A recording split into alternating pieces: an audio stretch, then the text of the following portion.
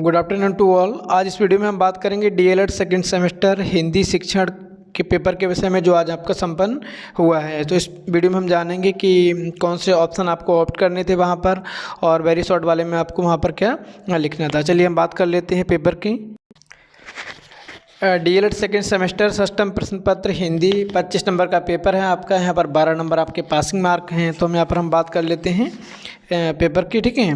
किस तरह के ऑप्शन आए हैं आपके। पहला प्रश्न है आपका, काव्य को कितने भागों में बांटा जाता है। तो काव्य को आपके 2 भागों में बांटा जाता है, श्रव्य काव्य और दृश्य काव्य। तो यहाँ पर आपका तीसरा ऑप्शन करेक्ट हो जाएगा, ठीक है। दूसरा प्रश्न आपका, पठन का अर्थ है। तो यहाँ पर पठन का अर्थ आपको बताना है। तो यहाँ पर हो जाएगा कौन सा, तीसरा प्रश्न। स्वर वाचन और मौन वाचन ये दोनों आपके पठन के अंदर इंक्लूड होते हैं, ठीक है। तीसरा प्रश्न आपका, मौन वाचन का उद्देश्य है। तो मौन वाचन का क्या उद्देश्य होता है। जो बच्चों को हमने मॉडल रीडिंग के थ्रू या आदर्श वाचन के थ्रू जो क्लास में कंटेंट पढ़ाया होता है वो उसको डीपली ऑब्जर्व कर पाएँ। तो पठित सामग्री का अधिग्रहण, यहाँ पर आपका दूसरा ऑप्शन करेक्ट होगा, ठीक है। चौथा प्रश्न है आपका, जो शब्दांश किसी शब्द के आदि में लगकर उसके अर्थ को बदल देता है वह कहलाता है। तो वो उपसर्ग कहलाता है, जो शब्दों के पहले लगकर उनके वाक्य को परिवर्तित कर देते हैं, ठीक है।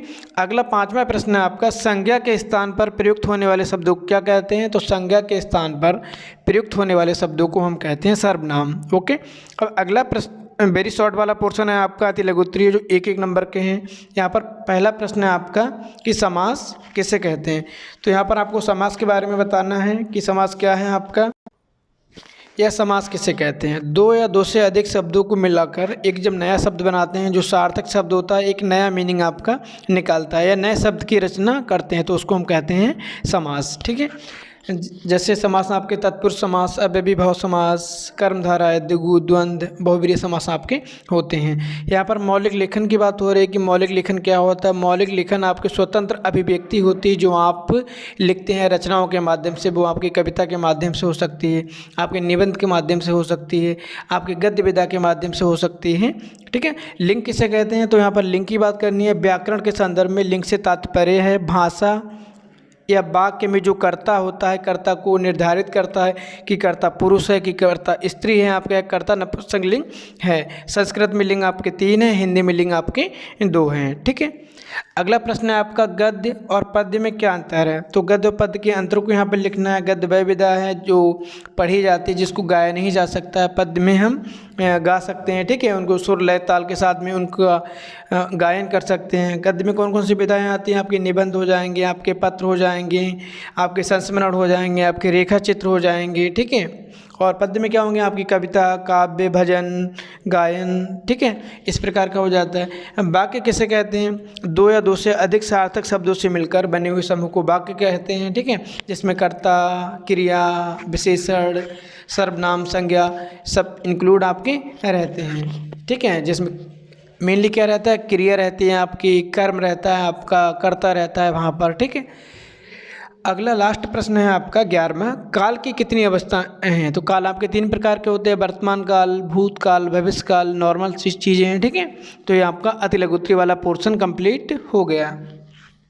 अब हम बात कर लेते हैं यहाँ पर किसकी, जो आपका शॉर्ट वाला पोर्शन है, जो आपके 2 नंबर का है। पहला प्रश्न, अब आपका वेरी शॉर्ट वाला पोर्शन है, उसकी बात करते हैं यहाँ पर। पहला प्रश्न है आपका, कर्मधारय समास किसे कहते हैं, उदाहरण सहित स्पष्ट कीजिए। जब समास की हम बात करते हैं तो आपको बताया था 2 पदों से मिलकर एक नए शब्द को बनाते हैं, उसको हम समास कहते हैं, ठीक है।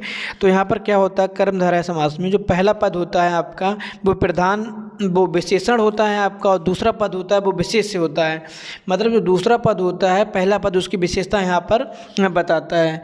यह हम कह सकते हैं इस समास में उत्तर पद प्रधान होता है, लेकिन पहला पद विशेषण और दूसरा पद संज्ञा, सर्वनाम या विशेष्य होता है। फॉर एग्जांपल जैसे नीलकमल, यहाँ पर कमल की क्या विशेषता है कि कमल आपका नीला है, तो नीला विशेषण है, कमल यहाँ पर संज्ञा है, यहाँ आपका विशेष्य है, ठीक है।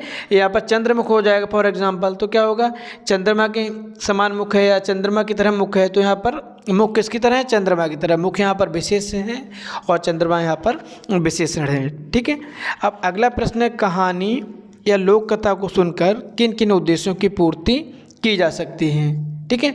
तो कहानी व लोक कथाओं को सुनकर कहानी सुनने तथा याद करने के प्रति रुचि जागृत करना, बच्चों के अंदर नैतिक आदर्शों एवं जीवन मूल्यों का विकास करना, कल्पना एवं तर्क शक्ति का विकास करना, लोक कथाओं के द्वारा बालक में सामाजिक शिष्टाचार के आदर्श उपस्थित करना, रोचक प्रसंगों के द्वारा बालक के अंदर साहस, शौर्य, त्याग, बलिदान, करुणा, दया, सहयोग की भावना उत्पन्न करना, समस्या समाधान का कौशल विकसित करना। इस प्रकार से जो आपके उद्देश्य होते हैं वो कहानी या लोक कथा के माध्यम से पूरे होते हैं। ठीक है। अगला प्रश्न है, वाचन के दोषों को किस प्रकार दूर किया जा सकता है। जो बच्चे बोलने में प्रॉब्लम करते हैं, बच्चों को गलत वर्ड्स होते हैं उनको गलत प्रोनाउंस करते हैं, तो उच्चारण संबंधी हमको ध्यान देना है। वहाँ पर उच्चारण स्थान का ज्ञान कराना है बच्चों को, प्रोनाउंसिएशन पर ध्यान देना है। वहाँ पर जो टीचर हैं प्रोनाउंसिएशन को वहाँ पर सही से करेंगे। ठीक है। और उनको हम वहाँ पर बार बार उनको बोलने के अवसर देंगे, जहाँ पर गलत करेंगे वहाँ पर उनको टोकेंगे। तो यहाँ पर आपको नॉर्मली लिख देना है। ठीक है। औपचारिक पत्रों के प्रकार के बारे में लिखना है। तो औपचारिक पत्र कौन से होते हैं, जो प्रधानाचार्य को लिखे जाते हैं, अधिकारियों को लिखे जाते हैं, समाचार संपादकों को लिखे जाते हैं, नौकरी के लिए आप अप्लाई करते हैं। ठीक है। अगला प्रश्न है आपका, हिंदी में किन किन विराम चिन्हों का प्रयोग होता है, विवेचना कीजिए। तो यहाँ पर हिंदी के विराम चिन्ह के बारे में बताना है आपको। पूर्ण विराम, ठीक है, अल्प विराम, कॉमा जिसको हम बोलते हैं, अर्ध विराम जिसको हम सेमी कॉलन बोलते हैं, उप विराम जिसको हम कॉलन बोलते हैं, प्रश्नवाचक जिसको क्वेश्चन मार्क बोलते हैं, योजना चिन्ह जिसको हम डैश बोलते हैं, विस्मयबोधक एक्सक्लेमेटरी मार्क्स बोलते हैं। ठीक है। तो ये आपके विराम चिन्ह हो जाएंगे। उच्चारण के विभिन्न भेदों के बारे में आपको यहाँ पर बताना है। तो यहाँ पर उच्चारण के विभिन्न भेद आपको यहाँ पर बताना है। तो उच्चारण के विभिन्न भेद होते हैं, जैसे फॉर एग्जांपल आपके स्वर होते हैं, व्यंजन होते हैं, कुछ तालु वाले होते हैं, कंठस्थ वाले होते हैं, मूर्धन्य वाले होते हैं। तो यहाँ पर आपको स्वर व व्यंजन के जो भेद होते हैं उनके आधार पर जो उच्चारण होता है उसके बारे में बता देना है। अगला है आपका, लिखित अभिव्यक्ति के कौन कौन से साधन हैं। तो लिखित अभिव्यक्ति की कहानी, कविता और निबंध, किसी भी प्रकार से आप अपनी अभिव्यक्ति को व्यक्त कर सकते हैं। तो इस वीडियो में इतना ही। धन्यवाद, थैंक यू। और आप कमेंट बॉक्स में बताएंगे आपको कितना क्वेश्चन आपके सही हैं और कितने नंबर आपको वहाँ पर संभावित लगते हैं। धन्यवाद, थैंक यू।